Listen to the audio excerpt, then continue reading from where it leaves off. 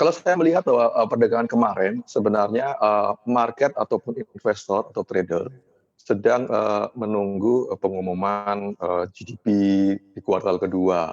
Ekspektasi Mmm, mereka ataupun ekspektasi para investor, mereka pada rentang minus 5% sampai minus 6%. ya. Namun ternyata actual-nya adalah pada minus 5,32%. Sehingga ini, justru berita bagus buat investor karena, masih di dalam rentang ekspektasi mereka. Itulah yang mendorong kemudian, investor ataupun, trader justru melakukan akumulasi. Jadi confident mereka sudah mulai meningkat karena yang selama ini dikhawatirkan, sebenarnya yang selama ini ditunggu adalah dikhawatirkan pertumbuhannya minusnya lebih dari 6%. Mmm, Misalnya minus 8% sampai bahkan minus 10%. Tapi mmm, ternyata kejadiannya adalah actual-nya malah, masih di dalam rentang. Sehingga mereka justru melakukan bargaining hunting di, second, session index kemarin. Dan hari ini melanjutkan penguatan karena memang, lanjutan dari, confident yang meningkat dari para pelaku pasar terhadap, perekonomian, di Indonesia.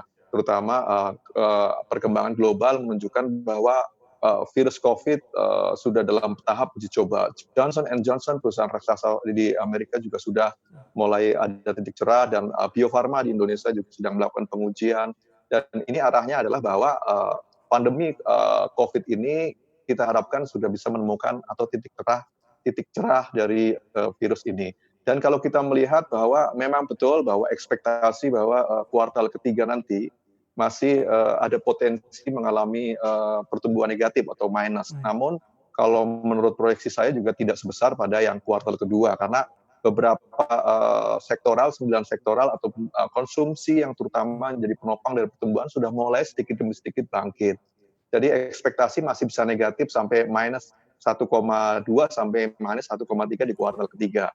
Namun kalau kita melihat ini adalah suatu tanda, perbaikan justru ya. Jadi kalau saya melihat lebih dari, sisi, optimis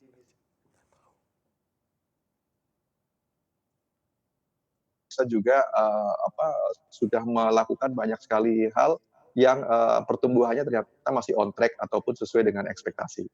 Baik, Anda seakan bisa baca pikiran kita, Pak, karena semua jawaban Anda ini langsung tersaji sesuai dengan yang ingin kami tanyakan, seberapa masih optimis karena kuartal ketiga juga diproyeksikan masih koreksi.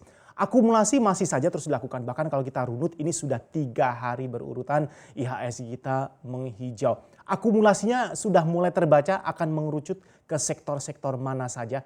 Apa informasi yang Anda baca sejauh ini, Pak?